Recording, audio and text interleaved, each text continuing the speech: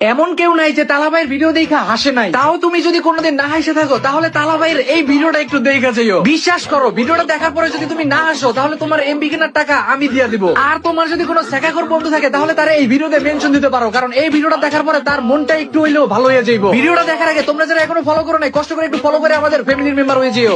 ভাই আমি বিয়ে করতে যাব, আপনি লাইভ স্ট্রিমটা বন্ধ করেন।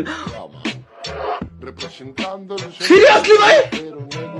বন্ধু সাথী ও সুজন একটি কবুল বলতে হয়, হাই আল্লাহ মিলায়ে দেয় দুটি মন। একলাই বিয়ে করতে যাবে, আমার কাছে ভাই স্ট্রিমটা বন্ধ করেন, আমি বিয়ে করতে যাবো। ভাই যেটা কাজ কর, বিয়েতে 3 বার কবুল বলার পর স্বামী স্ত্রী দুজন মিলে আমার লাইভ স্ট্রিমটা দেখ ভাইয়া, লাইভ স্ট্রিমটা দেখ।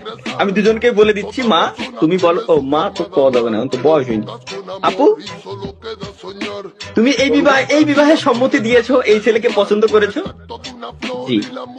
ভাইয়া তুমিও এই মেয়ের সঙ্গে বিয়ে বিয়ে বিয়ে করার জন্য রাজি হয়ে গেছো, নিজে সম্মতি দিয়েছো নাকি তোমাকে জোর করে করানো হয়েছে?